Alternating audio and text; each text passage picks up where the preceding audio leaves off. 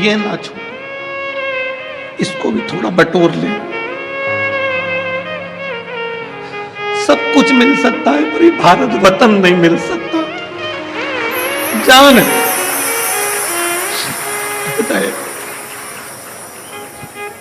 इसको संजो लो।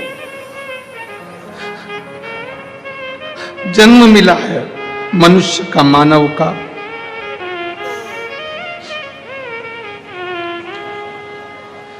छूटे ना बिसराए। कुर्सी मिले, पद मिले, प्रतिष्ठा मिले, शासन प्रशासन और सनातन को मजबूत बनाए, मजबूत।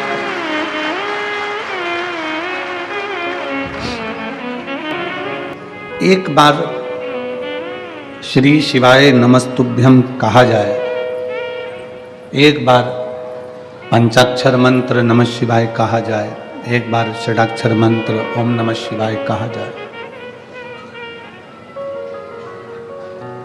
जब हम श्री शिवाय नमस्तुभ्यम कहते हैं, जब हम श्री शिवाय नमस्तुभ्यम का जाप करते हैं, स्मरण करते हैं,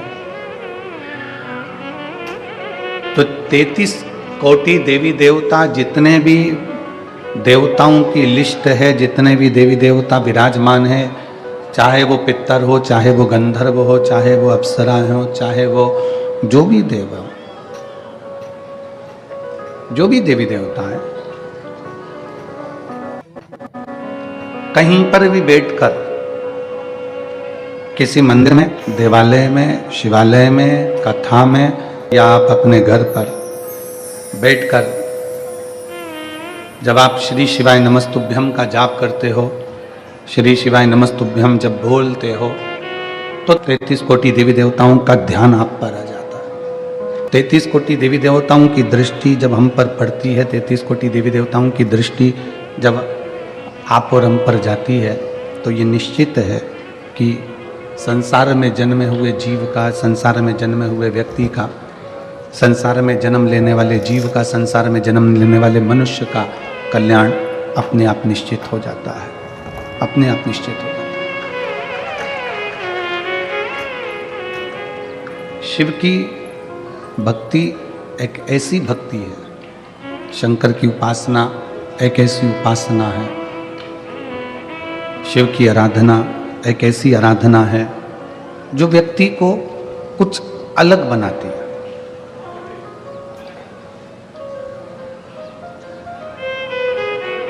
कितने लोग हैं जो भगवान शंकर को एक लोटा जल चढ़ाते हैं? हाथ उठाओ जरा। सभी लोग चढ़ाते हैं? रख लो हाथ नीचे, वापिस रखो।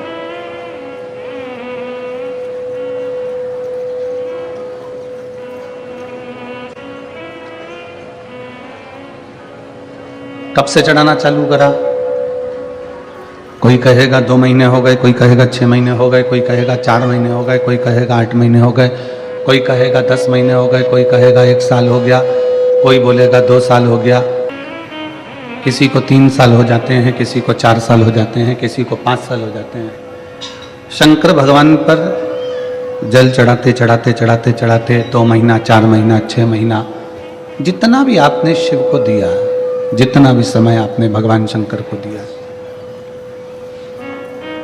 तुम्हारा वो दिया गया समय जो तुमने भगवान देवाधिदेव महादेव को प्रदान किया है, जो भगवान शंकर को दिया है, तुम्हारा दिया गया समय जो तुमने भगवान शंकर को प्रदान किया है, शिव को प्रदान किया है, वो खाली नहीं जाता।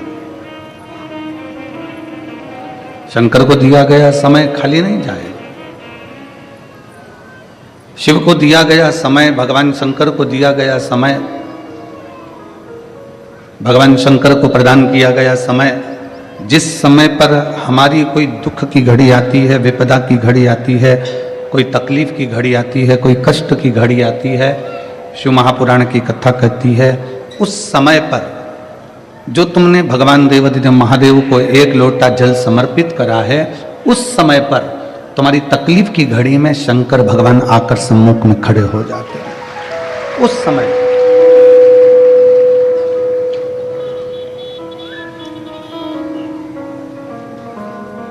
एक पत्र आया है,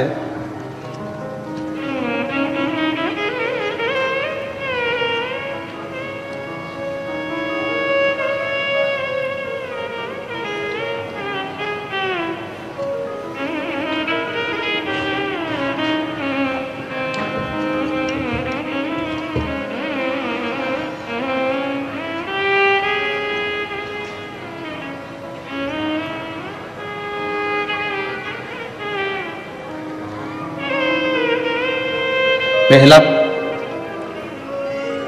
एक गाड़ी का एक फोटो देखिएगा, पहले नंबर का, इसको क्लोज कर कर दिखाइएगा।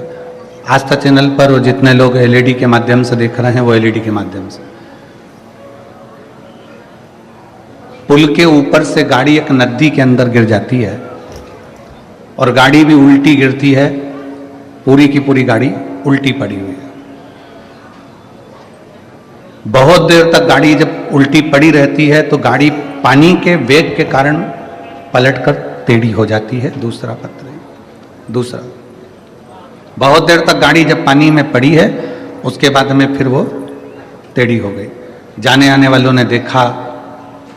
सो सपना पंकज राजपूत, मैं नासिक की रहने वाली हूँ, कहीं बैठी हों तो एक बेलपत्र लेने के लिए आ सकती हैं। कहीं बैठी हैं आप ही हैं, ऐसा हाथ हिला दो एक बार। ठीक है, दिख गए हो, आ जाइए, बेलपत्र ले जाइए। सो सपना पंकज राजपूत, मैं नासिक की रहने वाली हूँ। भोलेनाथ जी का मैं क्या वर्णन करूँ। हमारी सोसाइटी में मंदिर बाबा भोलेनाथ का, जहाँ पर हम बाबा को जल चढ़ाने जाते और उस मंदिर का निर्माण के सहयोगी भी बने। गुरुदेव, एक दिन बाबा की ऐसी कृपा का मैं क्या वर्णन करूं गुरुदेव, शिव शिव होता है। गाड़ी पुल के ऊपर से नीचे गिरी और नीचे नदी बह रही थी और उसमें गाड़ी गिरी तो गाड़ी का जोर से पानी में अंदर आवाज आई। उधर आसपास के लोग भी देखकर थकित रह गए। किसी को लगा कि कोई पत्थर गिरा है, पर उनको मालूम नहीं था कि गाड़ी अंदर कर गई। बहुत देर तक गाड़ी पानी में रही। मेरे पति उस गाड़ी के अंदर ही थे। हिम्मत छूट गई। लोग आए, गाड़ी को निकाला, सीधा करा, कांच फोड़ा, पति को निकाला। और पति जब निकल कर बाहर आए तो उनके चेहरे पर एक खुशी थी। वो खुशी थी इस बात की कि मेरे भोले बाबा ने मुझे बचा लिया था, मुझे मेरे भोलेनाथ जी ने बचा लिया था। गुरुदेव, मेरे पति मुझसे कहते हैं, मेरे पति मुझे वर्णन करते हैं कि शंकर पर चढ़ाया गया एक लोटा जल किस जगह पर काम आता है। शिव जी को चढ़ाया गया जल, शंकर भगवान को चढ़ाया गया जल किस जगह पर काम आ रहा है।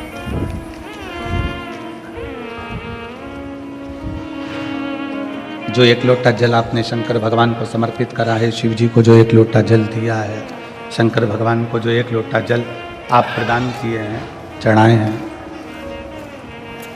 आपका वो चढ़ाया गया जल कब, कहाँ, किस जगह पर काम आएगा आपको भी नहीं मालूम पड़ पाएगा।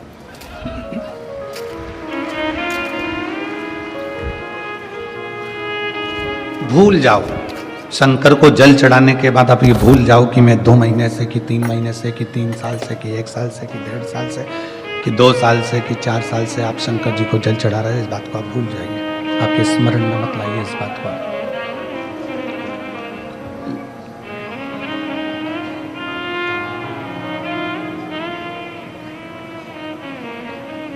केवल इतना याद रखो कि बाबा का नाम लेना है, बाबा के नाम का उच्चारण करना है, बाबा के नाम को भजना है, श्री शिवाय नमस्तुभ्यम कहना, भगवान शंकर की भक्ति हमको करना। ये भूल जाओ कि कितने समय से चढ़ा रहे हो, कितने समय से पुकार रहे हो।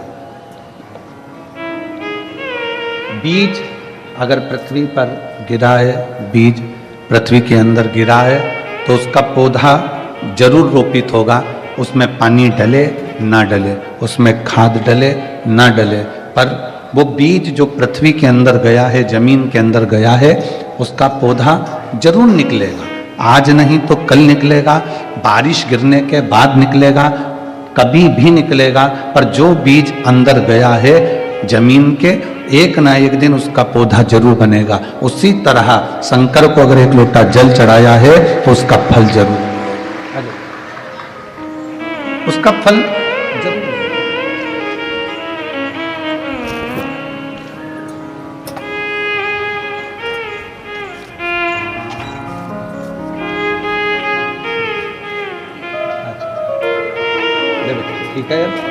बाबा के कृपा, बाबा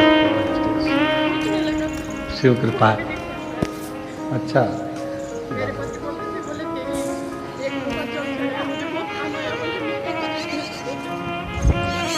दीदी बोल रही है, पति कहने लगे कि उस गाड़ी के अंदर पानी भरा हुआ था, समझ में नहीं आ रहा था, पर तेरे द्वारा एक लोटा जो जल चढ़ाया गया वो मुझे वहां काम आ गया।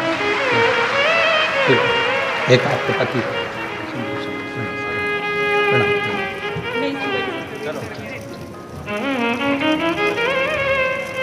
आपके द्वारा समर्पित किया गया एक लोटा जल कहाँ काम आएगा, कब काम आएगा, कैसे काम आएगा, ये वो जानते। आप शंकर के मंदिर जाते रहो, आप शिव की चौखट पर जाते रहो, आप शंकर के दरवाजे पर जाते रहो, शंकर के दरवाजे पर जाते रहोगे, शिव की चौखट पर पहुंचते रहोगे, शंकर का एक लोटा जल समर्पित करते रहोगे, अपने आप मेरा शंकर, मेरा ओघड़दानी, मेरा त्रिकालदर्शी, मेरा कैलाशी अविनाशी शिव आप पर कृपा करना प्रारंभ कर देगा। आपको बोलने की भी जरूरत नहीं पड़ेगी कि शिव जी से कुछ कहा जाए, शंकर जी से कुछ बोला जाए।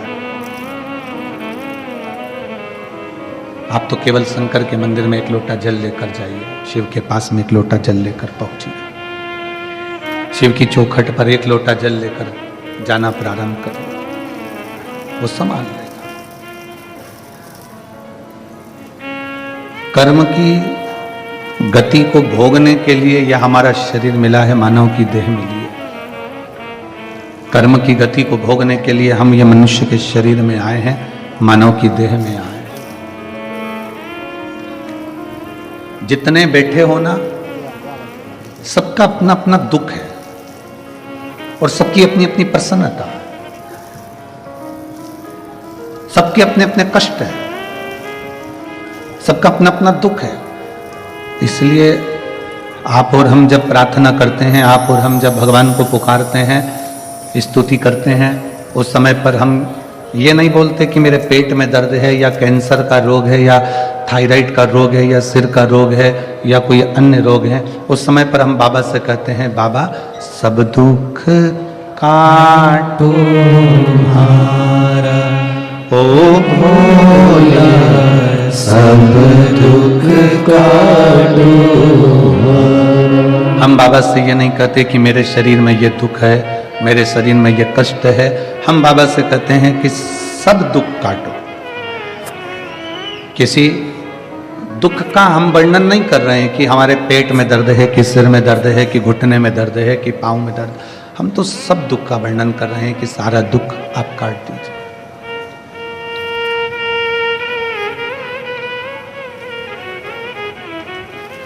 किसी ने पूछा, गुरुजी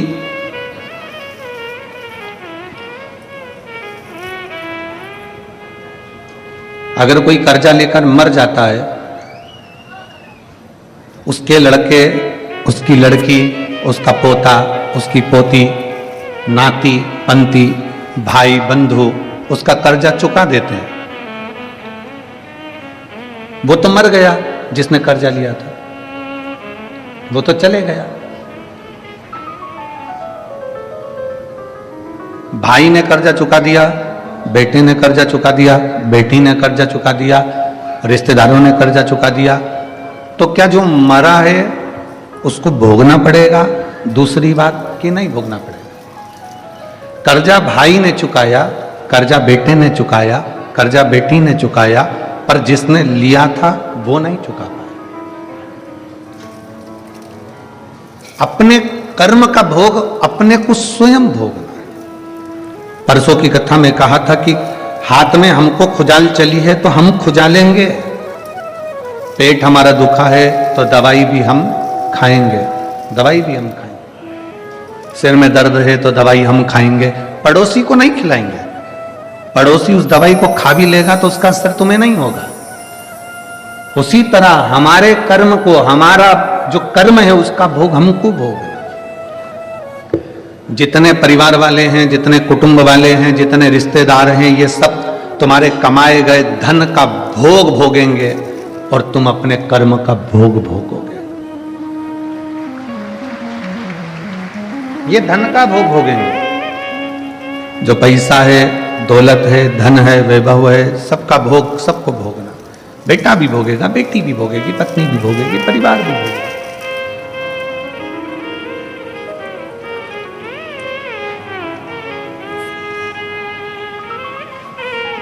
कर्जा चुकाने के लिए तो मेरे भगवान राम को भी पृथ्वी पर वापिस कृष्ण के रूप में अवतरित होना पड़ा।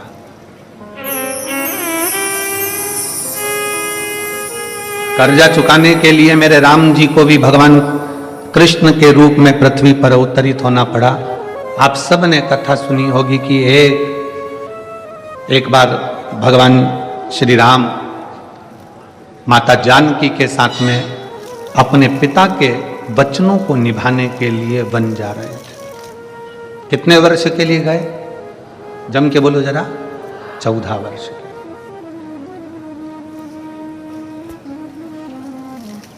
14 वर्ष के लिए राम वन चले। 14 वर्ष चलते चलते एक ऐसा वीरान जंगल आ गया जिस वीरान जंगल में पानी भी नहीं था,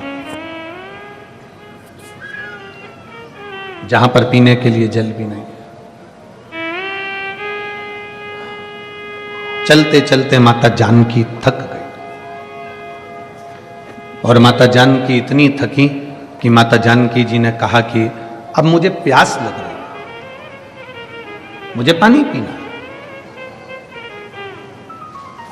अपने माता पिता के वचन को पूर्ण करने के लिए भगवान श्री राम वन को चले और मां जानकी चलते चलते थक गईं और थकने के बाद में माता जानकी कहती हैं कि अब मुझे प्यास लगी, बहुत पानी की प्यास। जानकी जी जब जल को पुकार रही हैं कि मुझे पानी पीना है, राम जी ने देखा कि आसपास में कोई सरोवर नहीं है, आसपास में कोई जलाशय नहीं है, कोई सरोवर नहीं, कोई जलाशय नहीं है। तब राम जी ने जानकी जी को एक वृक्ष की छांव में बिठा दिया, तुम यहां बैठो, लक्ष्मण जी आप भाभी के साथ में रहिए, मैं जल देखता हूं। राम जी ने जल देखना प्रारंभ करा तो कहीं जल नजर नहीं आया। एक दो कोस निकल भी गए बाहर, एक दो कोस निकलने के बाद भी जल नहीं मिला, पानी नहीं मिला। ढूंढते ढूंढते राम जी महाराज और आगे निकले, तब एक मोर नजर आया और राम जी ने उस मोर से कहा कि पक्षियों में कोई दूसरा पक्षी मुझे दिख नहीं रहा, पर मोर तुम नजर आए हो, क्या तुम मेरी थोड़ी सी सहायता करोगे? क्या मुझे कोई जलाशय, कोई पानी का स्थान, कोई कुंड, कोई बावड़ी, कोई कूप, कोई सरोवर मुझे दिखाओगे? मेरी धर्म पत्नी जानकी जी को प्यास लगी है, आप मुझे जलाशय दिखाएंगे? मोर उसी समय पर शीश झुकाकर कहता है कि मैं आपको पानी का स्थान दिखा देता हूं, मैं आपको सरोवर दिखा देता हूं, मैं आपको जलाशय दिखा देता हूं, चलिए। राम जी चलने लगे, मोर भी चलने लगा। अब मोर कहने लगा कि प्रभु मैं चलूंगा धीमा धीमा और पानी तक पहुंचने में समय लग जाएगा, एक काम करता हूं मैं उड़ के चलता हूं, तुम मेरे पीछे पीछे चलो। राम जी ने कहा ठीक है। मोर उड़ा, थोड़ी दूर चलने पर मोर राम जी को दिखा ही नहीं, कहां चले गए। राम जी फिर एक जगह पर बैठ गए, फिर मोर वापिस आया और मोर ने आकर कहा प्रभु आप मार्ग भटक रहे हो, आपको रास्ता नहीं मिल रहा, एक काम करता हूं मैं उड़ूंगा, अपना एक एक पंख जमीन पर गिराते गिराते जाऊंगा, मैं ना दिखूं तो पंख देखते देखते आप पीछे पीछे आ जाओ। मोर ने अपना पंख गिराना प्रारंभ करा, राम जी ने चलना प्रारंभ करा, जलाशय तक, सरोवर तक, तालाब तक राम जी पहुंच गए। राम जी ने सरोवर पर पानी को भरा और जो देखा मोर को, तो मोर के पूरे पंख झड़ चुके थे। मोर एक मौसम होता है, उस मौसम में एक समय होता है, उस समय में मोर अपने पंख को झड़ाता है। अगर मोर हर किसी मौसम में अपने पंख को झड़ा देता है तो मोर को मरना पड़ता है।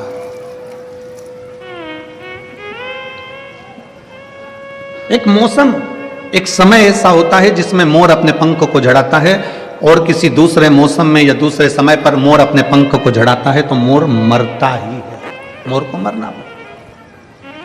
मोर ने अपने सारे पंख झड़ा दिए, प्राण छूट रहे थे मोर के। राम जी उसको देखते हैं, आंखों में जल भर लेते हैं। मोर, आज तेरे कारण मुझे जल मिल गया, पर मेरे कारण तेरे प्राण जा रहे। मोर,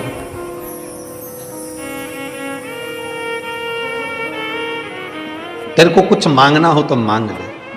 मोर कहता है, प्रभु आपके चरणों की शरणागति देना। राम जी कहते हैं, मेरे सामने तेरे प्राण छूट रहे हैं, शरणागति तो वैसे ही मिल जाएगी, और तू मेरे चरण मांग रहा है। मोर, तेरा कर्जा मेरे मस्तक पर चढ़ा है, अगला अवतार लूंगा कृष्ण का, तो तेरा कर्जा चुकाने के लिए तेरे पंख को सिर पर धारण कर।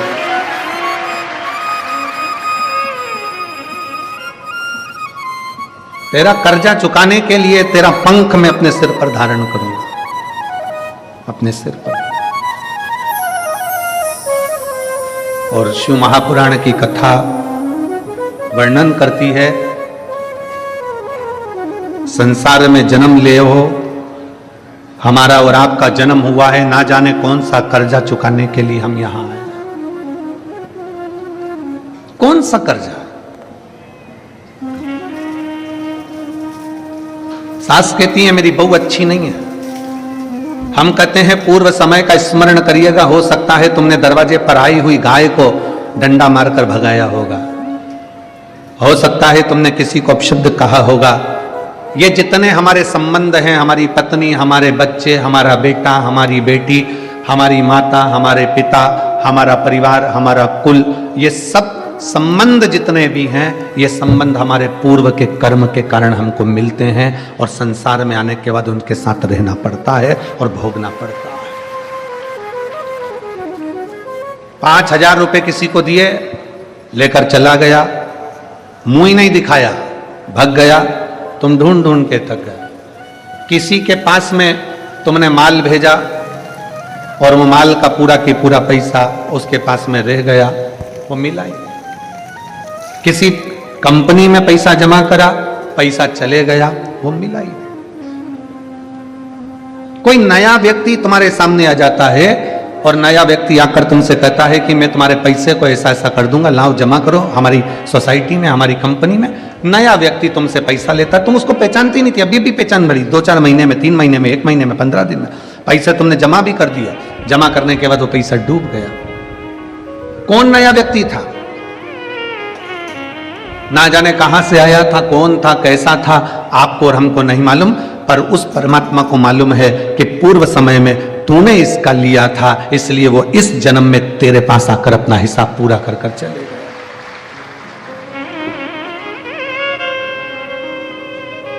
शिव महापुराण की एक बात अपनी जिंदगी में जरूर उतारिए। 83,99,999 जो योनियां हैं, 83,99,999 जो योनियां हैं, ऐसी कोई योनि नहीं मनुष्य की देह 84 लाखवें नंबर की योनि है। सारी योनियों में जितनी योनियां बनेंगी, आप कुत्ता बनेंगे, आप झिंगुर बने, इल्ली बने, कीट बने, पतंगा बने, स्वान बने, मछली बने, जानवर बने, जलचर बने, थलचर बने, वायुचर बने, पक्षी बने, पशु बने, कुछ भी बने, 83,99,999 योनियों में ना जाने सारी योनियां आपको मिली, मनुष्य की देह भी मिली। पर इतना याद रखना, हर योनि में तुम्हारे बच्चे भी होंगे, हर योनि में तुमको भोजन करने को भी मिलेगा, पेट भरने को, हर योनि में तुम्हें पानी पीने को भी मिलेगा, हर योनि में हवा भी मिलेगी, हर योनि में तुम्हें खाने को भी मिलेगा, पीने को भी मिलेगा, बच्चे भी मिलेंगे, परिवार भी मिलेगा, माता पिता भी मिलेंगे, सब कुछ मिलेगा। हर योनि में तुम्हें घर भी मिलेगा, रहने का एक छोटा सा आसियाना, छोटी सी जगह, कुछ भी मिलेगी, पर मिलेगी जरूर। हर योनि में सब कुछ मिलेगा, पर हर योनि में शिव महापुराण की कथा नहीं मिलेगी। शिव महापुराण की कथा तो केवल एक मनुष्य योनि में मिलती है। एक पक्षी को अगर सुना भी देंगे तो पक्षी को क्या ज्ञान होगा? एक पशु को अगर कथा सुना भी देंगे तो क्या ज्ञान होगा? एक इल्ली माला में चढ़कर अगर कथा सुन भी लेगी तो उसको क्या ज्ञान होगा?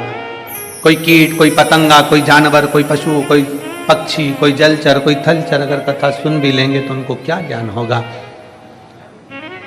सारी योनियों में पत्नी, परिवार, बच्चे, कुटुंब, माता पिता, खाना पीना सब मिलेगा, पर केवल एक मनुष्य की योनि ऐसी है जिस योनि में शिव पुराण की कथा, सत्संग मिलता है। क्यों मिलता है? क्योंकि इस योनि में अगर तूने सत्संग कर लिया, भगवान का भजन कर लिया, शिव पर एक लोटा जल चढ़ा लिया, तो फिर तुझे वापिस वो 83,99,999 योनियां भोगना नहीं पड़ेगी और तू शंकर की शरण में चला जाए।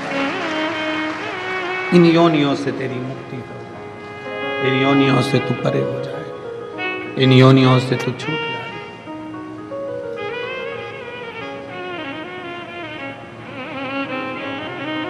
कर्ज चुकाने के लिए आपका और हमारा जन्म हुआ है, कर्ज पूर्व समय का।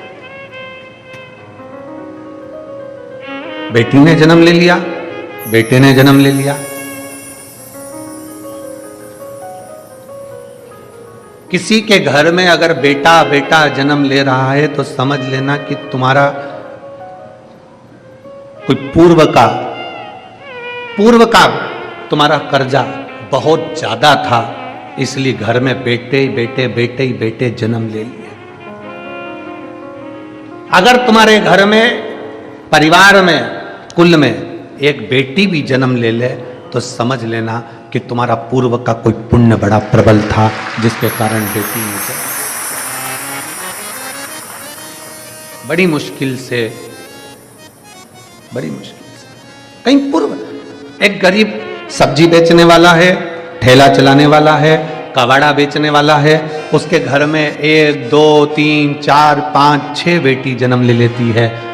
और कोई बहुत पैसे वाला करोड़पति, धनपति, वैभवपति है, उसके घर में बेटा ही बेटा जन्म लेते हैं। तो मोहल्ले की माताएं कहती हैं बेचारी गरीबड़ी को एक लड़का हो जाता तो अच्छा था, और उसके पास इतना पैसा है, उसके घर में एक लड़की हो जाती तो कौन सी कमी पड़ जाती, 1 2 लड़की उसके घर हो जाती, इसके घर में एक आध लड़का हो जाता। पर कौन समझाए कि शंकर भगवान के लेख में लिखा हुआ है कि जिसके घर में 2 3 4 5 बेटियां अगर जन्म ले लेती हैं तो कहते हैं कि स्वयं शंकर उसको अपनी गोदी में और नंदी पर लेकर जाते हैं, स्वयं शिव।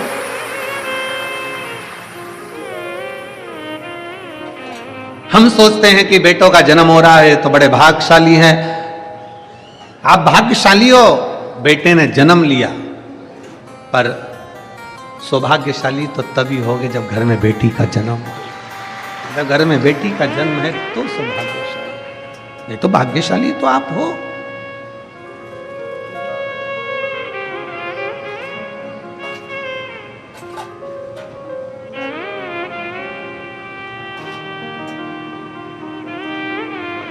भाग्यशाली तो हो, ये आपके भाग्य की सराहना है।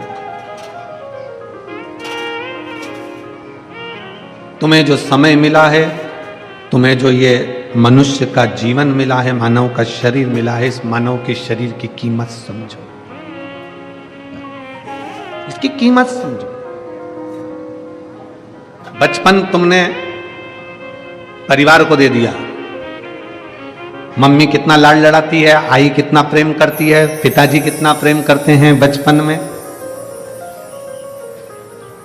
बचपन में माँ बाप का इतना प्रेम रहता है कि बच्चे को सोते हुए देखना उन्हें बहुत पसंद आता है। बोलो बोलो जरा, समय जम के बोलो जरा। बच्चा अगर सो रहा है ना बचपन में, तो माँ बाप को बहुत अच्छा लगता है। और वही बच्चा जब 27 साल का हो जाए, 25 साल का हो जाए, 20 साल का हो जाए, 30 साल का हो जाए, तो कौन माँ बाप हैं जिसको लड़का लड़की घर में सोते हुए अच्छे लगेंगे? लगते हैं? नहीं। माँ बाप कहते हैं कि इस उम्र में तो तुझे मेहनत करना चाहिए, पढ़ना चाहिए, आगे बढ़ना चाहिए, और तू पलंग पर पड़ा है। बेटा वही है जो बचपन में अच्छा लग रहा था, बेटा वही है, बेटी वही है जो बचपन में अच्छी लग रही थी, पर वही बेटा बेटी जब जवानी के समय पर एक उम्र के अनुकूल अगर घर के अंदर सोते रहें, 1-2 बजे रात को सो रहे हैं और दिन के 2 बजे अपने कमरे से निकल रहे हैं, और माँ थोड़ा सा भी उसको जगा दे तो वो आग बबूला हो जाए, मम्मी लाइट बंद करो, बाबू लाइट बंद करो, पापा पंखा चालू कर दो, मम्मी एसी का रिमोट लाके दे। माँ बाप की आंख में आंसू आ जाते हैं। बचपन में सोता हुआ बच्चों को देखे तो माँ बाप खुश होते हैं, पर जवानी में बच्चों को सोता हुआ ऐसे समय बर्बाद करते हुए देखे तो माँ बाप को खुशी नहीं होती। माँ बाप कहते हैं कुछ पढ़ ले, आगे बढ़ ले और जिंदगी में नाम कमा ले। अच्छा नहीं लगेगा? बचपन आपने अपने परिवार को दे दिया, जवानी पूरी दोस्त यार और अपना मोबाइल और अपने पहचान वाले संसार के जितने लोग हैं उनको दे दिया। क्या बचा? बुढ़ापा। बचपन खेल में खोया, जवानी नींद भर सोया, बुढ़ापा देख कर रोया। अब आया बुढ़ापा।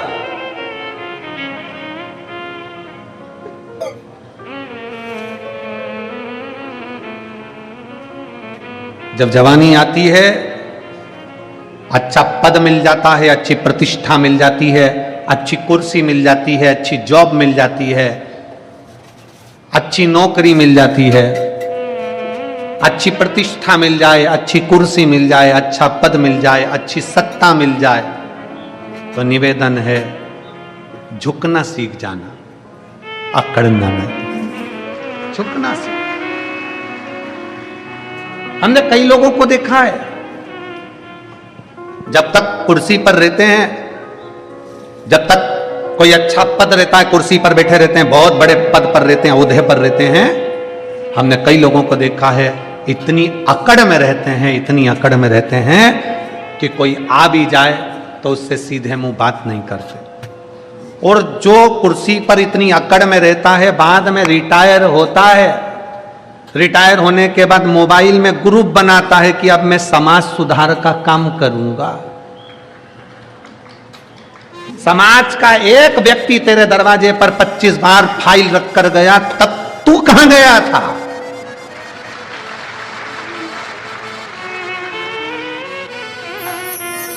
परिवार का एक व्यक्ति 25 बार हाथ जोड़कर आ गया, भैया जी देख लेना, तुम हमारे रिश्तेदार, तुम हमारे नातेदार, मिलने को तैयार नहीं हुआ, और रिटायर होते से ही व्हाट्सएप पे, फेसबुक पे, इंस्टाग्राम पे ग्रुप बना लिया कि अब मैं मेरी समाज का ये काम करूंगा, मैं अपने मोहल्ले का ये काम करूंगा, मैं अपने क्षेत्र का ये काम करूंगा।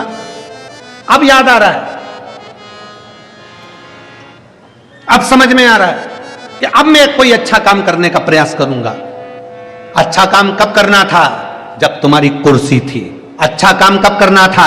जब तुम्हारी सत्ता थी। अच्छा काम कब करना था? जब तुम्हारी प्रतिष्ठा थी, तब अच्छा काम करना था। अपनी कुर्सी का, अपने पद का, अपनी प्रतिष्ठा का ध्यान रखकर, जब तक तुम्हारे पास में सत्ता है, कुर्सी है, वैभव है, कुछ ऐसा कर जाओ। जीजाबाई ने छत्रपति शिवाजी से एक बात कही थी, वो बात संपूर्ण विश्व के लोगों को याद आना चाहिए।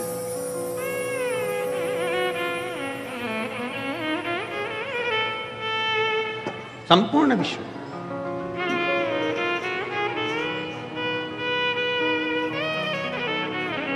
जीजाबाई ने पूछा था, शिवाजी,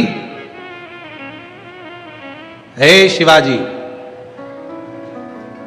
हाँ मां, आई, बोलो। शिवाजी, कुर्सी रहते, सिंहासन रहते, पद रहते, प्रतिष्ठा रहते, शरीर रहते, क्या करना चाहिए?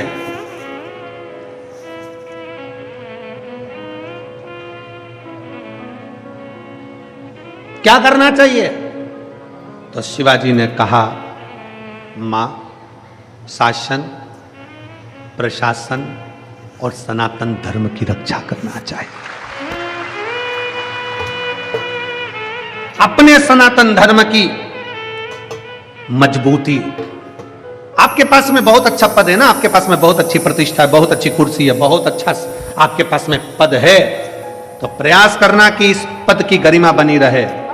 कोई आए, तुम्हारा एक सिग्नेचर अगर किसी का भला कर सकता है, एक साइन तुम्हारा भला कर सकता है, तो ध्यान देना, पहले फाइल पढ़ो, खूब अच्छे से अध्ययन करो। हम ये नहीं कहते कि तुम बिना देखे सिग्नेचर करो, हम तो कहते हैं तुम्हारा एक सिग्नेचर, एक चिड़िया तुम्हारी अगर किसी का भला कर सकती हो, तो प्रयास करना कि एक बार जिंदगी में अपनी कुर्सी पर बैठकर उस चिड़िया को बना देना, किसी का भला कर देना।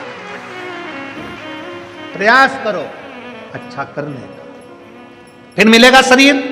जम के बोलो जरा, वापिस मिलेगा? नहीं। रिटायर होने के बाद वापिस कुर्सी पे बैठोगे? अरे जम के तो बोलो, नहीं। बैंक का मैनेजर अपनी कुर्सी पर बैठा है, तब तक उसका साइन काम आएगा। बैंक का मैनेजर या थाने का थानेदार जब अपनी कुर्सी से रिटायर हो जाएगा और मैनेजर वापिस अपने बैंक में जाएगा और जाकर अपनी कुर्सी पर बैठेगा, तो कोई बैठने देगा?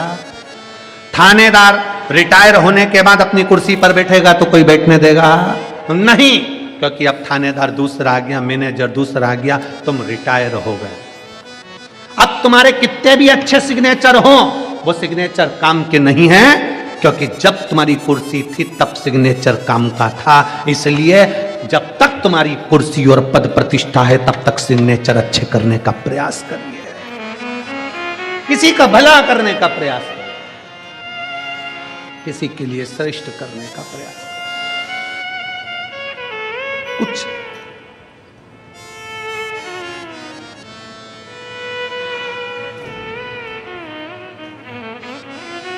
मैं माननीय मोदी जी को, मैं माननीय योगी जी को इस चीज के लिए धन्यवाद देता हूं।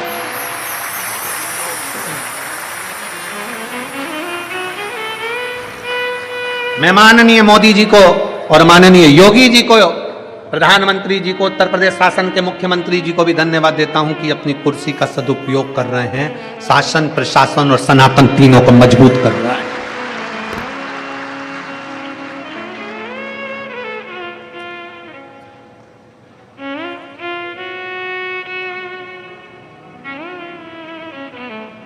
और अब विश्वास है कि महाराष्ट्र के नए मुख्यमंत्री जी भी इस चीज का स्मरण जरूर रखेंगे। विश्वास है। अपनी कुर्सी का, अपने पद का, अपनी प्रतिष्ठा पर बैठे हो, अपना शासन, अपना प्रशासन और अपना सनातन तीनों मजबूत होना चाहिए, तीनों मजबूत। प्रयास करो कुछ अच्छा करने का प्रयास।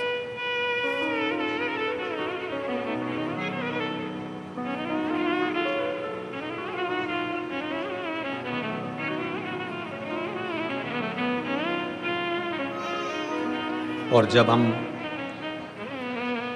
शिव की अविरल भक्ति में जिस समय डूबेंगे, शंकर की अविरल भक्ति को जब हम भजेंगे, तो शिव क्यों ना मिलेगा? क्यों ना मिलेगा?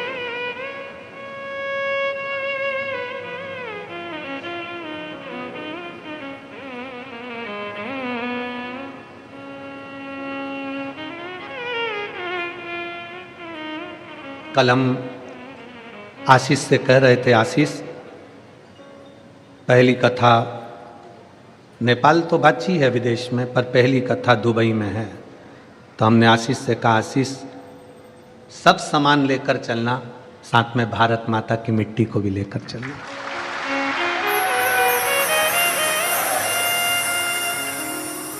क्योंकि जो प्यार भारत की मिट्टी दे सकती है वो दुनिया में कोई नहीं दे सकता।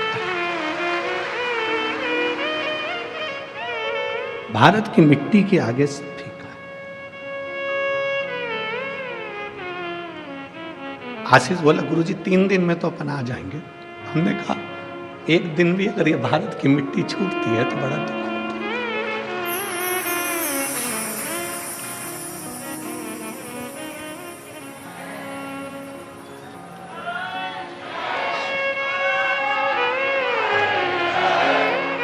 ये भारत की मिट्टी एक दिन भी छूटती है ना तो बड़ा दुख होता है। छूटे ना।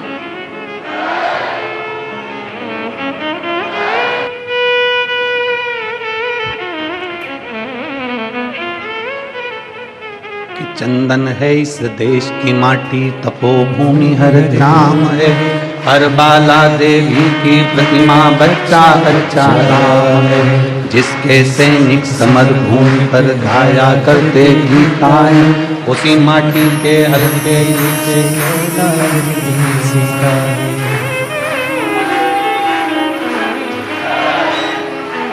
ये वो भूमि है। भारत की भूमि वो भूमि है जिसमें जन्म मिल जाए तो भी कम नहीं। अगर शिव की आराधना में लगे हो, शंकर की आराधना में लगे हो और ये मनुष्य की देह मिली है तो कुछ किसी का भला करने का प्रयास करो। बहुत अच्छी कुर्सी पर बैठे हो आप, बहुत अच्छी, भगवान ने कृपा करी है। शिव महापुराण की कथा सुनने वाले कई बेटा बेटी की नौकरी लगती है, बड़े खुश होकर जब कुबेरेश्वर धाम आते हैं और हम अगर मिलते हैं तो उनसे कहते हैं, बेटा तुम्हारी नौकरी बाबा ने किसी अच्छे कार्य के लिए लगाई होगी, आप प्रयास करना कि अपनी सिग्नेचर का सदुपयोग करना, किसी का भला हो जाए तो एक सिग्नेचर कर दे, किसी का भला कर दे। हमारे जीवन की इतनी कथा हुई पर सारी कथाओं का रिकॉर्ड सिरपुर ने तोड़ दिया।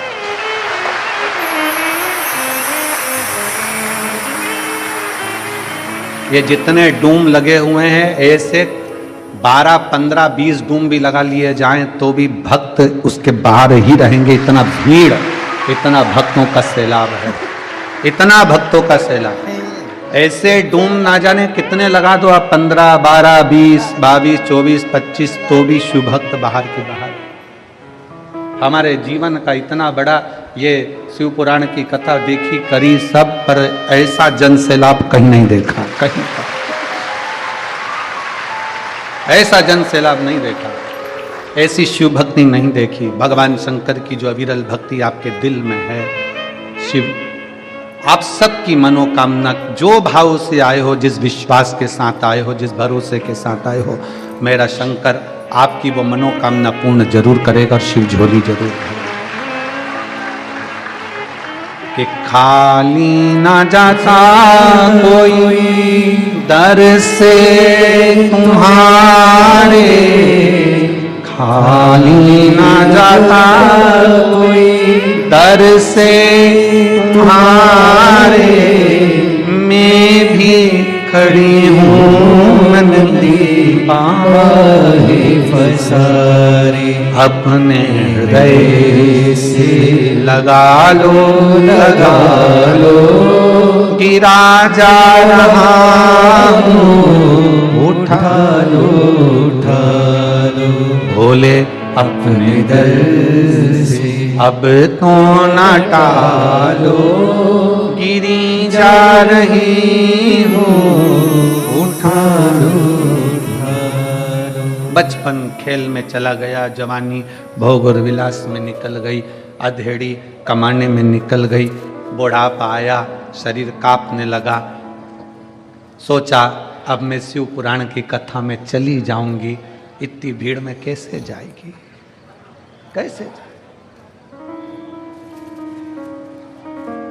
तुम्हारी तुम्हारे घर में चले और तुम्हारा शरीर चले, शरीर चले और तुम्हारी तुम्हारे घर में चले, तब तक सारे अच्छे काम कर लो, सारे अच्छे काम कर लो।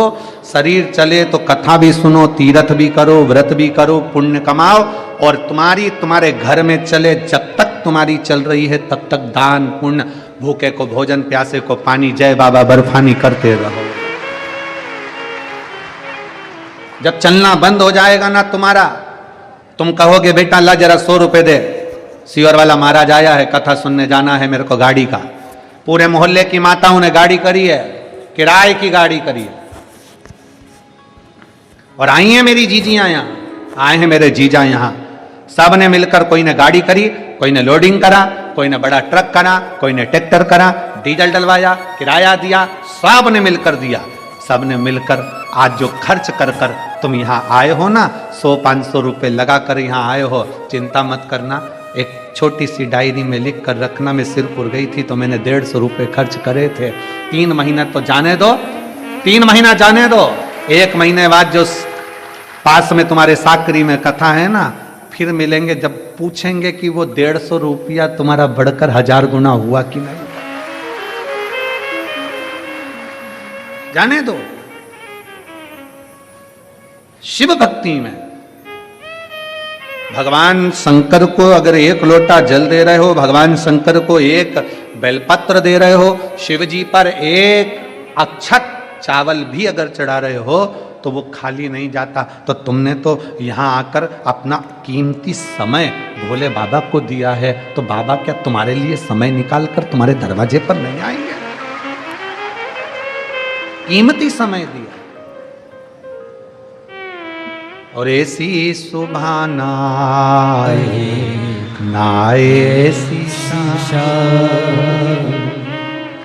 सिरपुर वालों, रोज की रात्रि अगर देखना थी तो देखी तुम लोगों ने यहाँ की रात्रि, रात को आए थे दर्शन करने के लिए। और अगली कथा जो मेरठ में है 15 तारीख से 21 तारीख तक, मेरठ वालों छोड़ना मती शिव महापुराण की कथा, एक बार पंडाल में आकर बैठकर बाबा की उस भक्ति को जरूर देखना कि बाबा क्या देता है। वो बुढ़ापा व्यर्थ मत जाने दो, उस बुढ़ापे को व्यर्थ निकलने मत देना, व्यर्थ जाने मत देना। उसको संभालने का प्रयास करिए, उसको संजोने का प्रयास करिए। मैं यजमान परिवार को, पाटिलवाड़ा परिवार को इस चीज के लिए बहुत बहुत धन्यवाद देता हूं कि आपके पूर्वजों ने, आपके दादाजी ने, परदादाजी ने, परिवार ने जो सिरपुर में एक भूमि का दान कर कर या सामाजिक कार्य कर कर या किसी न किसी रूप में अच्छा कार्य कर कर जो प्रेरणा आपके दादा पिताजी ने दी, वो प्रेरणा आज भी उनके बच्चे निभा रहे हैं। उसकी आपको बधाई, उसकी आपको धन्यवाद, उसका आपको साधुवाद। आज भी आप उस क्रम को निभा रहे हैं, आज भी उस क्रम को आप आगे बढ़ा रहे हैं।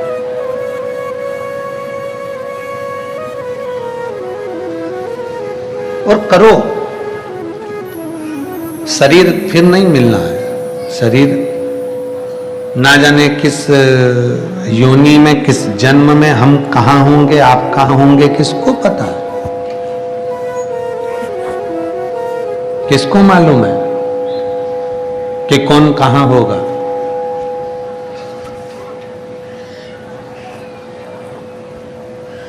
सदानंद कार्तिकेय जी जिस समय पर तारकासुर को मार दिए थे, और तारकासुर के 3 बेटे तारकाक्ष, विनुमाली और कमलाक्षकी, ये तीनों ने उपद्रव जब किया था, तम्मा जगतजननी के पास में कार्तिकेय बाबा सदानंद स्कंददेव कार्तिकेय जी स्वयं,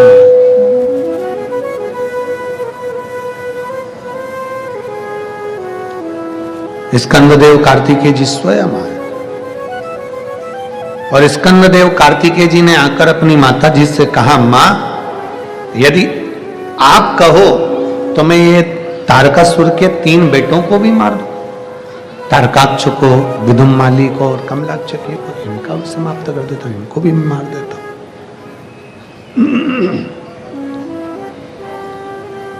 अगर तुम बोलो तो मैं इनको भी समाप्त कर दूं। माता पार्वती जी ने मना कर दिया। पार्वती जी ने कहा, नहीं, तुम नहीं मारोगे। तारकासुर को तुमने मार दिया, वहां तक ठीक है, पर अब तारकासुर के 3 बेटों को मारने की जवाबदारी तुम्हारी नहीं है, तारकासुर के 3 बेटों को मारने की जवाबदारी शिव की है।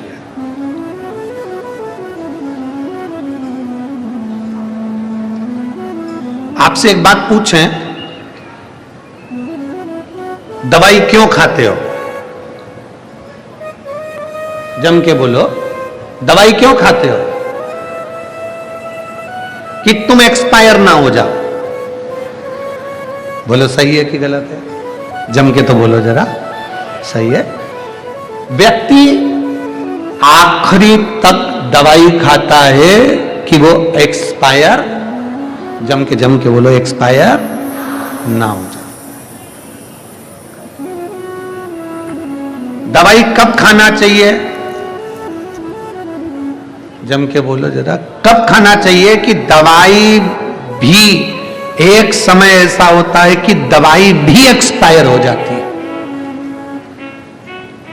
लिखी रहती है उस पर तारीख। देखी तुम लोगों ने कि नहीं देखी? देखिए, जम के बोलो जरा, देखा है ना? व्यक्ति दवाई इसलिए खाता है कि वो एक्सपायर ना हो जाए, पर कभी कभी दवाई भी एक्सपायर हो जाती है। शिव कथा कहती है दवाई एक्सपायर हो उसके पहले दवाई खाओ, और तुम एक्सपायर हो उससे पहले भगवान का भजन गाओ।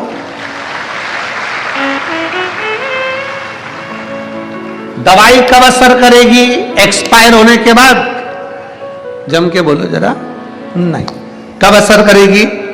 अगर एक्सपायर तुम हो गए, कोई हो गया, हम हो गए, संसार का कोई व्यक्ति भी एक्सपायर हो गया और उसको दवाई खिलाओगे तो असर करेगी?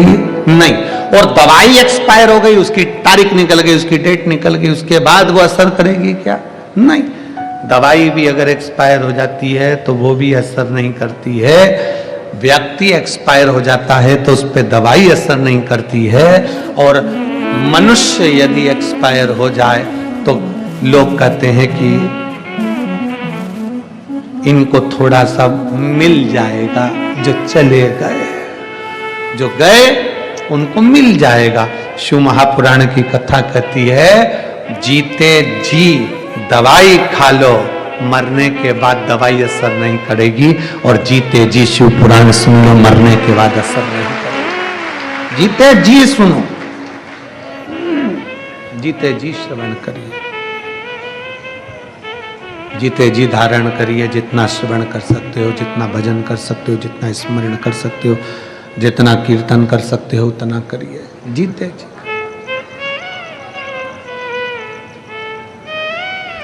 और मिलती है राम नाम की दौलत कभी कभी,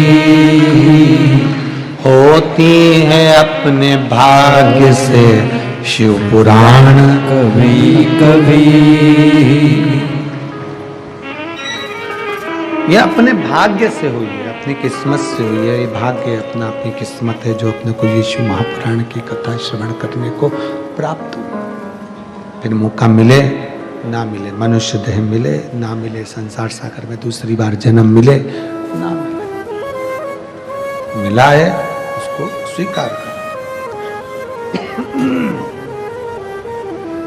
जो मिला है उसको अपने जीवन में उतार। तुम्हें तारकासुर के बेटों को नहीं मारना है। कार्तिकेय, तारकासुर के बेटों को तो मारने की जवाबदारी शिव की है। आपकी अपनी और संसार की किसी की जवाबदारी नहीं है। जन्म, मरण और परण। परण मतलब शादी, मरण मतलब मरना और जन्म मतलब जन्म। ये तीन जवाबदारी किसी देवता के पास नहीं है। इन तीन चीज की जवाबदारी शंकर जी के पास है, शिव जी के पास।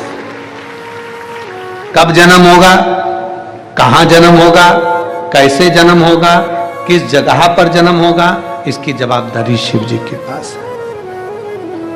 मरण, कब मरोगे, कहां मरोगे, कैसे मरोगे, इसकी भी जवाबदारी शंकर के पास। परण, शादी नहीं हो रही है, विवाह नहीं हो रहा है, शंकर भगवान को सब मालूम है कि कहां, कब, कैसे कराना। तुम पूरी जिंदगी लड़कियां देखते रहो, मेरे लड़के के लिए ये लड़की अच्छी है, ये रिजेक्ट करा, वो करा, ये करा, वो करा। पूरा जीवन तुमने इसमें लगा दिया, 10 साल 5 साल इसमें निकाल दिए। लड़की के लिए लड़का ये अच्छा है, लड़के के लिए लड़की ये अच्छी है, पर उसने जिसके साथ लिखी होगी वही मिलेगी। 50 लड़के देखे तुम सबके लिए और 50 लड़की देखी ये मेरे सब जीजाओं के लिए। 50 लड़की देखी, पर तुम्हारी किस्मत में जो चंद्र घंटा थी वही मिली है। तुम्हारे भाग्य में जो लिखी थी वही तुम्हें प्राप्त हुई। क्यों? ये जोड़ी आज की है ही नहीं, आज की है ही नहीं। एक पत्नी मरते मरते बोली, मैंने खूब करवा चौथ के व्रत करे हैं, खूब मैंने तीज का व्रत करा है, अब मैं जा रही हूं, स्वर्ग में मिलेंगे। अब मैं जा रही हूं, स्वर्ग में मिलेंगे।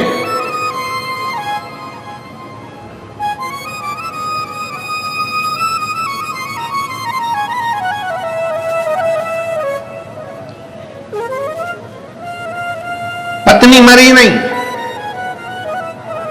3 महीने जिंदा रह गए। पत्नी जिंदा तो रह गई, पलंग पर पड़े पड़े अपने पति को देख रही थी। पति आता, कहीं नौकर पे गुस्सा करके 2 थप्पड़ मार देता, कहीं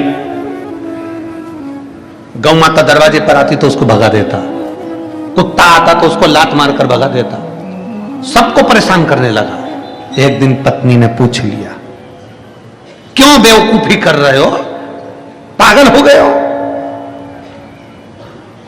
पहले इतने अच्छे थे, अब ये गलत काम क्यों कर रहे हो?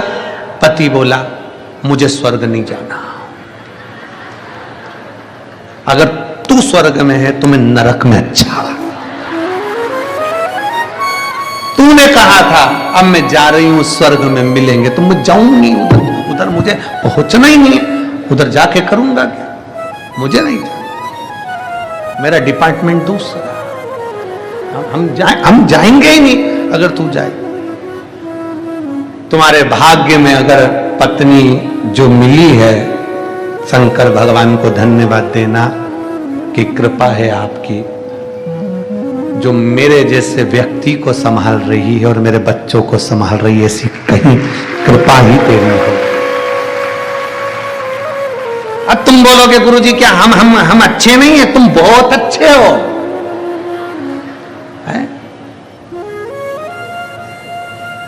और तुम कितने अच्छे हो, जब तुम्हारी शादी हो रही थी तुम्हारे घर के लोगों ने बता दिया था हमारा लड़का तो हीरा है, पर यह नहीं बताया था कि हमारा लड़का बेवड़ा है। हीरा बताया।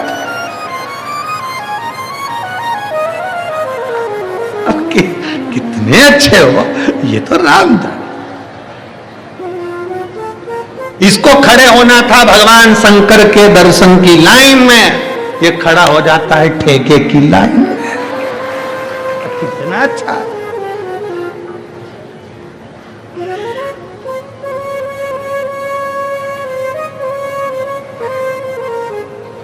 शिव जी को धन्यवाद दो, भगवान तूने बहुत अच्छी दी है, बहुत अच्छी कृपा करी है। और जो माताएं कहती हैं हमारा पति बहुत ताड़ना देता, बहुत गालियां देता, बहुत अपशब्द कहता, बहुत आड़ा टेढ़ा बोलता, उन बहनों से भी निवेदन है तुम भी शंकर जी को धन्यवाद देना, बहुत अच्छा दिया है। अगर ये अच्छा मिल जाता मुझे प्रेम करने वाला, तो मैं क्या शिव पुराण में जाती? फिर तो सिरपुर के या धूलिया के किसी टॉकीज में मूंगफली हाथ में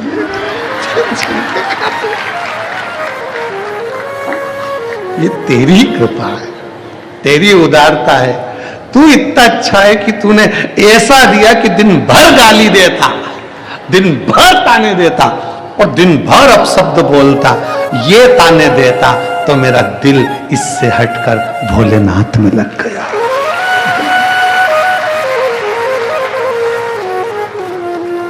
ये तेरी उदारता है, तेरी कृपा बिना न हिले एक भी लेते श्वास तेरी कृपा से तनु बखान क्या करूं राखों के ढेर का, चपटी बहुत मेरे खजाना कुबेर का। हे गंगाधार मुक्ति ओंकार तू, भोले ओंकार तू, आयो शरण तिहारी शंभुतार तार। जो तूने दिया वो अच्छा दिया, हम उसमें कोई गलतियां ना निकालें। जब हम भगवान में गलतियां निकालते हैं तो समझ लो हम अपने भीतर गलतियां निकाल। एक लड़का दोस्त के साथ जा रहा था, जाते जाते उसने देखते से कहा कि भगवान में तो अक्ल ही नहीं है। क्या अक्ल नहीं है? इतना बड़ा पेड़ इतनी छोटी छोटी सी केरी लगा दी, इतना बड़ा पेड़ इतना छोटा छोटा सा बेर लगा दिया, इतना बड़ा कद्दू इतनी बड़ी लौकी इतनी पतली सी डाली में लगा दी, पतली सी बेल में लगा दी। अरे कद्दू को ऊपर लगाना था पेड़ में, लौकी को पेड़ में लगाना था। अब बैठा था नारियल के पेड़ के नीचे, हवा चली ऊपर से गिर गया। अब दोस्त से बोला भगवान जो करता है बहुत अच्छा करता है। अच्छा हम कद्दू नहीं लगाया था उसने, कद्दू लगा देता तो कद्दू नीचे और अपन ऊपर पहुंच जाते। ये उसकी कृपा, उसको धन्यवाद दो, तूने बहुत अच्छा किया। अच्छा घर दिया, अच्छा परिवार दिया, अच्छा कुटुंब दिया, अच्छे रिश्ते नाते दिए, अच्छा तूने कृपा करी है। पूरा परिवार मेरा कितना जोरदार दिया। सास जब भी बोलती एकदम गर्जना में बोलती, ये तेरी कृपा है। जब सास इतनी गर्जना में बोलती तो कोई चोर की हिम्मत नहीं कि घर के घुस जाए। उसको मालूम है चोर को कि बहू होगी ना तो चल जाएगा, पर ढोकरी होगी ना, मां होगी तो नहीं चलेगा, क्योंकि ये अपने ताबे में जिस दिन इसने पकड़ लिया उस दिन धो देगी अच्छी लपट के।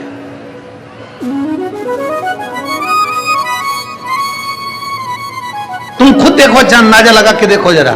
पैसे मांगने वाले कभी भी बुजुर्ग व्यक्ति के पास पैसे मांगने नहीं जाते हैं कि माँ जी, पिताजी, भाऊ साहब हमको पैसे मांगने वाले जाएंगे तो बहू और बेटों के पास में। नौकरानी किससे कहेगी?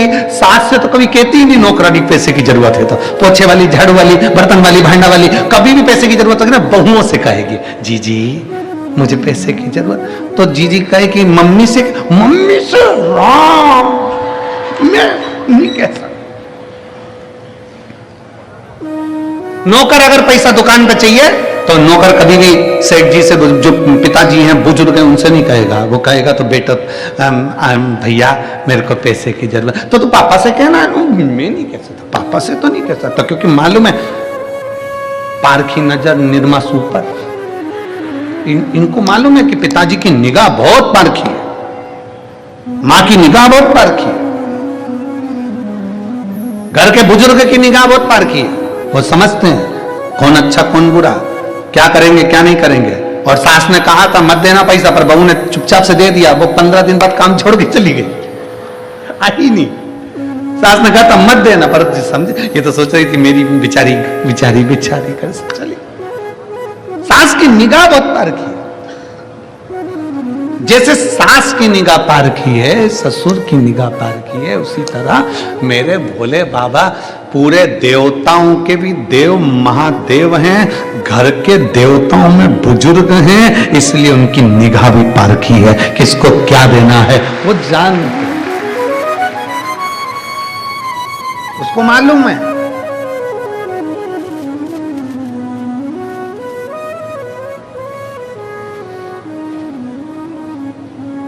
किसी ने पूछा कि भगवान हमने सुना है कि तुम बड़े पारखी हो, इसके बाद भी तुमने रावण को सोने की लंका दे दी,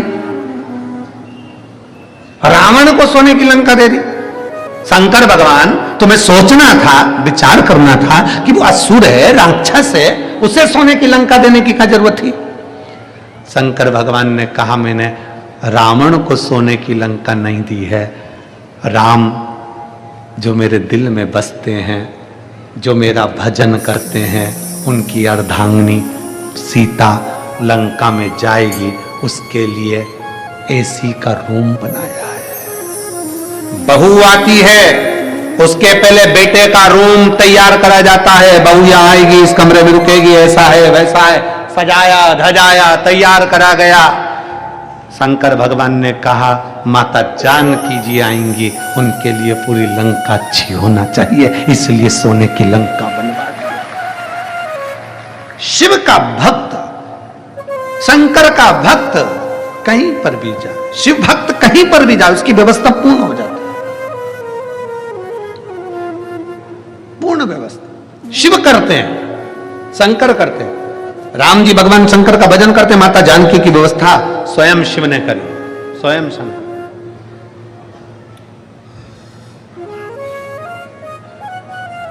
स्वयं शिव करते हैं, इसलिए शंकर की उदारता, शंकर की करुणा कोई साधारण नहीं है।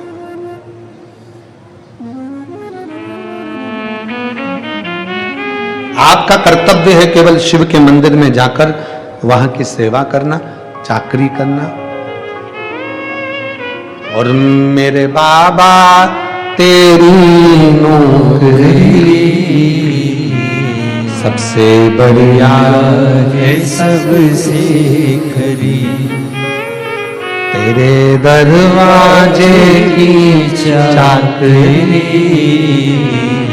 सबसे बढ़िया है सबसे खरी। जब से तेरा गुलाम हो गया, तब से मेरा नाम हो गया। जब से तेरा गुलाम हो गया, तब से मेरा नाम हो गया। वरना वो काल क्या थी मेरी, सबसे बढ़िया है सबसे खरी। भोले बाबा तेरी नौकरी सबसे बढ़िया है सबसे खरी। आप उसकी सेवा में लग जाओ। एक पत्र है,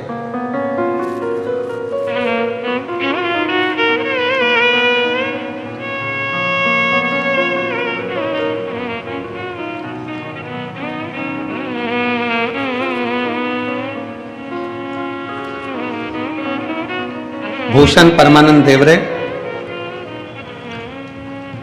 माता का नाम ललिता परमानंद दिवारे।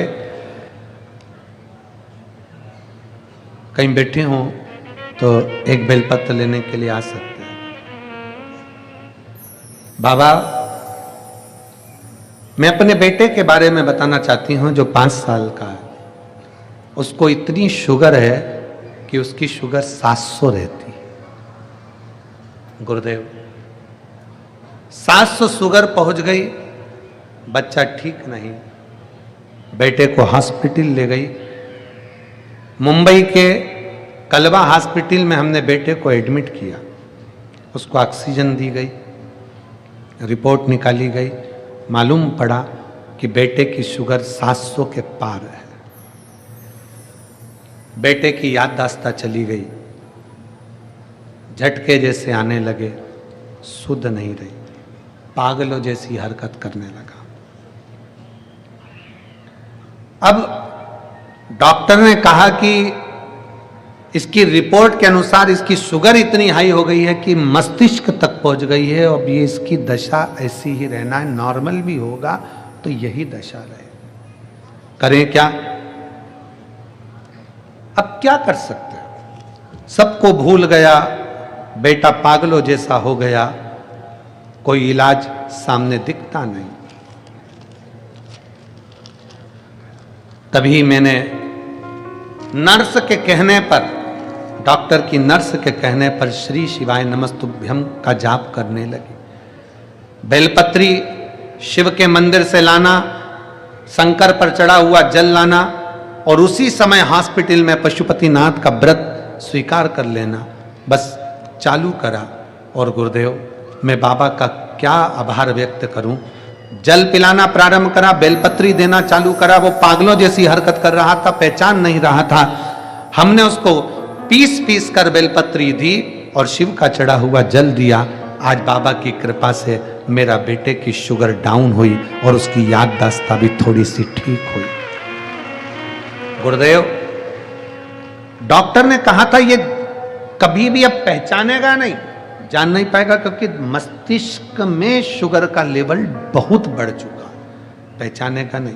पर आज मैं बाबा को धन्यवाद देने के लिए इसलिए आई हूं कि आज मेरा बेटा पहचानता भी है, जानता भी है और कोई अब दवाई की जरूरत नहीं पड़ती। शिव का रुद्राक्ष का जल पीता है और भगवान की एक बेलपत्र रोज खाता। उसके फोटो लगा रही हूं, बच्चे के दोनों फोटो लगाए। एक जब बच्चा पहचानता नहीं, जानता नहीं और याददाश्त भूल गया, दूसरा जब बेटा पूर्ण तरह से स्वस्थ हो गया, तब की अगर कहीं बैठे हो तो एक बेलपत्र लेने के लिए आ सकते हैं। एक विश्वास,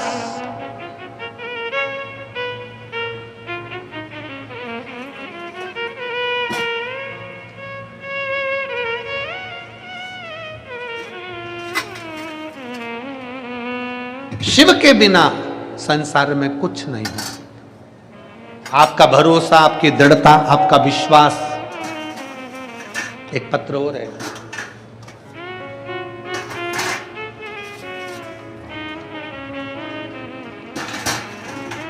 मैं कृष्णा किंजल कुमार पटेल, राज्य गुजरात, जिला पंचम महाल गोधरा गांव की निवासी हूं।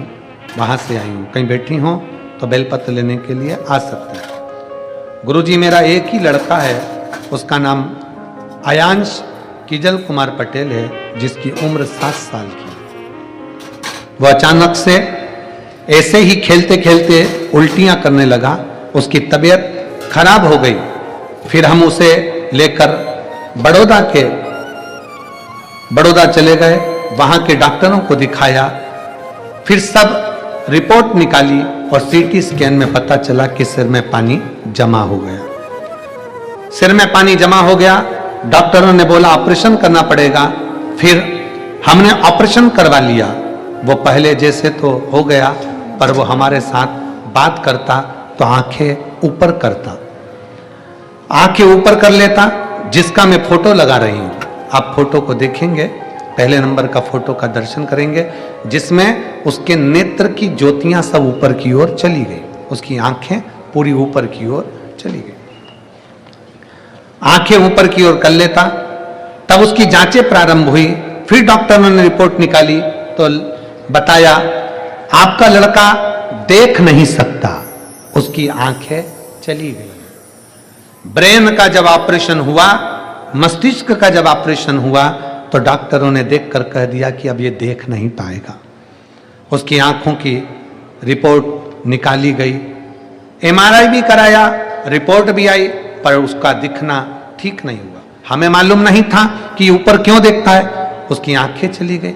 फिर वापिस घर आ गए। तब हमारे पड़ोसी ने बोला एक बार रेटिना अस्पताल में दिखाओ। फिर हम वहां भी ले गए, तो वहां भी डॉक्टर ने बोला नहीं देख सकता, ये नहीं देखता।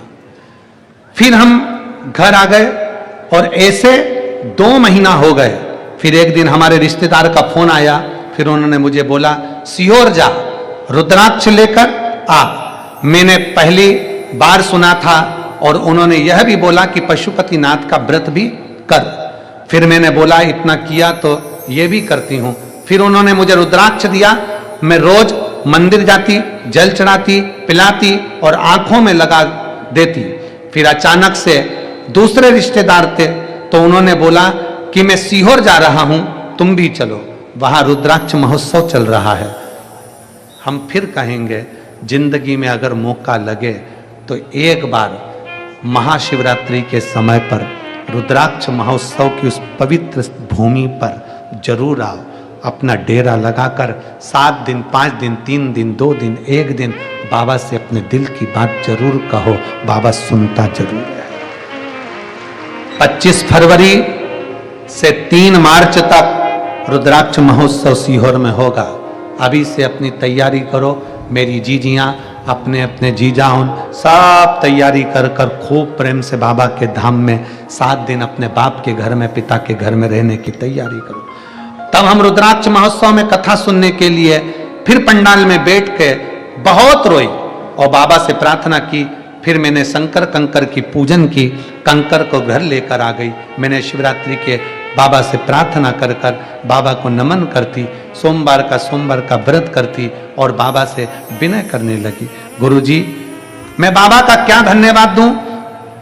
धाम से आने के बाद जब जल पिलाना प्रारंभ करा, मेरे बच्चे को दिखना प्रारंभ हुआ और मैं बाबा को प्रणाम करती हूं। आज मेरे बेटे ने देखना प्रारंभ करा, उसका दूसरा फोटो लगा रही हूं जिसमें मेरा बेटा पूर्ण तरह से देखना चालू कर दिया।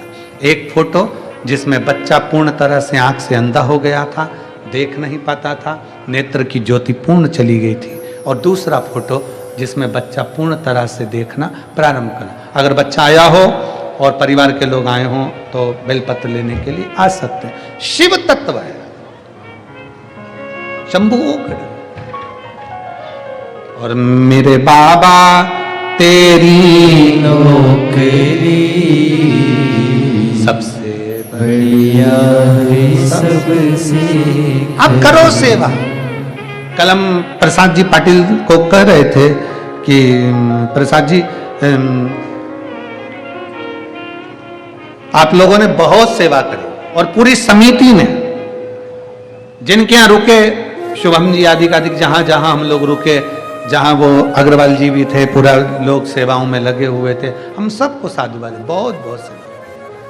और जिन्होंने भी जिस भाव से इस शिव महापुराण की कथा में सिरपुर की पवित्र भूमि पर कहीं भोजन व्यवस्था में, कहीं पार्किंग व्यवस्था में, कहीं पंडाल व्यवस्था में, कहीं सफाई व्यवस्था में, कहीं किसी न किसी रूप में आप लोगों ने जो सेवा करी है, मेरा ओघड़ दानी, मेरा कुबेर भंडारी तुम्हें खाली नहीं छोड़ेगा, देगा जरूर, देगा। जो सेवा दिल से कर, मन से कर, शिव खाली नहीं छोड़ता। मेरे भोले तेरी नौकरी सबसे बढ़िया है सबसे खरी, तेरे दरवाजे की चाकरी सबसे बढ़िया है सबसे खरी। जब से तेरा गुलाम हो गया, तब से मेरा बिना हो गया। जब से तेरा गुलाम हो गया, तब से मेरा बिना हो गया। वरना औकात क्या थी मेरी, वरना औकात क्या थी मेरी, सबसे बढ़िया है सबसे खरी। बाबा जी बोल रहे हैं, देखता नहीं था, ब्रेन में पानी था ऑपरेशन के कारणवश, देखना तो चालू कर दिया, अब बाबा चला और दे। बस शिव से ऐसी प्रार्थना है कि हर हर महादेव। शिव तत्व है। आप उसकी नौकरी कर रहे हैं, आप उसके दरवाजे की चाकरी कर रहे हैं, वो कैसे छोड़े? कैसे छोड़े? आप करो उससे प्रार्थना। क्या आपका करा गया सेवा बाबा खाली नहीं छोड़ता। विश्वास अटल रखो। वो कहते हैं ना, तू एक बार आजा भोलेनाथ की शरण में, भोलेनाथ की शरण में, महादेव की शरण में, भोलेनाथ की शरण में, महादेव की शरण में, तू एक बार आजा महादेव की शरण में, तू एक बार आजा भोलेनाथ की शरण में। नित दीप दान होते मेरे भोले की शरण में, नित दीप दान होते मेरे भोले की शरण में, उत्सव महान होते मेरे भोले की शरण में, उत्सव महान होते मेरे भोले की शरण में, तू एक बार आजा महादेव की शरण में, तू एक बार आजा महादेव की शरण में। फिर भय ना कछु होगा महादेव की शरण में, फिर भय न कछु न होगा महादेव की शरण में, तू एक बार आजा महादेव की शरण में, तू एक बार आजा शिव शंकर की शरण। तेरा मन हो शिव की शरणागति। तारकासुर के 3 बेटों को मारने की जवाबदारी तुम्हारी नहीं है। माता पार्वती जी ने षडानंद कार्तिकेय जी से कह दिया। कार्तिकेय बाबा षडानंद कार्तिकेय रुके। शिव जी ने तारकासुर के 3 बच्चों को तारकाक्ष, विदुम्माली, कमलाक्षकी को मार दिया। आगे चरित्र आया है सुंदर प्रसंग में 12 ज्योतिर्लिंग का, जिसमें बाबा देव अधिदेव महादेव उस पवित्र कथा को सुन रहे हैं जिसमें 12 ज्योतिर्लिंग में मेरा शंकर विराजमान, मेरा शिव बैठा, मेरा शंकर ओघड़ी बैठा। प्रथम ज्योतिर्लिंग सोमनाथ जी का वर्णन करा। चंद्र को काया का रोग होता है, उस रोग से मेरे भोले बाबा मुक्त करते हैं। कोई भी बीमारी है, कोई भी दुख है, कोई भी तकलीफ है, शंकर भगवान को अगर 1 लोटा जल चढ़ा रहे हो, श्री शिवाय नमस्तुभ्यम यदि कह रहे हो, तो समझ लेना आप उस रोग का निवारण कर रहे हो। हम तो यहां तक कहेंगे 4 व्हीलर गाड़ी चलाने वाले, 2 व्हीलर गाड़ी चलाने वाले, ऑटो चलाने वाले, रिक्शा चलाने वाले, लोडिंग चलाने वाले, गाड़ी चलाने वाले, सबसे निवेदन है आपकी गाड़ी पर एक श्री शिवाय नमस्तुभ्यम चिपका कर रखो, लगा कर रखो, तो मेरा भोलेनाथ भी तुम्हें गले से लगा कर रखे। लगा लो। घर के दरवाजे पर लिखो, जम के बोलो श्री शिवाय नमस्ते। दरवाजे पर अगर तुम्हारे कोई बुरी खबर भी सुनाने के लिए आने वाला होगा, श्री शिवाय नमस्तुभ्यम बोलेगा, खड़ा रहेगा, दरवाजा तुम खोलोगी। उसने एक बार श्री शिवाय नमस्तुभ्यम पढ़ लिया, आप उसके मुंह का दर्शन करोगे तो बुरा सुनने को नहीं मिलेगा, अच्छा ही मिलेगा, अच्छा ही मिलेगा। बाबा चंद्र के काया के रोग को ठीक करे। आगे वर्णन आया, श्री सेलम में षडानंद कार्तिकेय बैठे तो भगवान मनाने के लिए पहुंचे, मल्लिकार्जुन के रूप में भगवान विराजमान हुए। फिर वर्णन आया है श्री महाकाल का। दूषण नाम के राक्षस का संहार करने के लिए भगवान कालाधिपति महाकालेश्वर बाबा विराजमान। फिर आगे वर्णन आया है ओमकारेश्वर बाबा का। विंद नामक पर्वत ने तप कर कर भगवान शिव को विराजमान किया, ओमकार के रूप में विराजे। फिर वर्णन है श्री केदारनाथ जी का। नर नारायण ने तप कर कर भगवान को विराजमान किया। काशी विश्वनाथ मनु शत्रुपा के तप बल से भगवान काशी में विराजमान होते हैं। त्र्यंबकेश्वर गौतम बाबा पर गौ हत्या का दोष लगा, ईर्ष्यालुओं ने लगा दिया, उससे मुक्त होने के लिए भगवान ब्रह्मा विष्णु महेश का भजन करके त्र्यंबकेश्वर के रूप में शिव जी विराजमान हुए। अगला वर्णन है श्री वैद्यनाथ जी का। रावण शंकर भगवान को शिवलिंग को लेकर जा रहा था, भगवान ओघड़दानी वहीं पर एक जगह पर विराजमान हो गए, वैद्यनाथ जी के रूप में विराजित हुए। अगला वर्णन है श्री नागेश्वर का। दारुक नाम के राक्षस का संहार किया भगवान शंकर ने, नागेश्वर के रूप में विराजमान हुए। फिर वर्णन आया है श्री रामेश्वर जी का। राम जी ने लंका पर चढ़ाई करने से पहले, शिव भक्त के दरवाजे पर जाने से पहले भगवान शंकर की आराधना करी, रामेश्वर के रूप में शिव जी विराजमान हुए। फिर आगे वर्णन आया है कृष्णेश्वर का। सुधर्म नाम के ब्राह्मण की 2 पत्नी थी, सुदेहा भूष्मा। भूष्मा के बेटे को भगवान शंकर ने जीवित कर दिया, पुनः वापिस जीवित कर दिया। जो मर चुका था, जिसके प्राण छूट चुके थे, जो जा चुका था,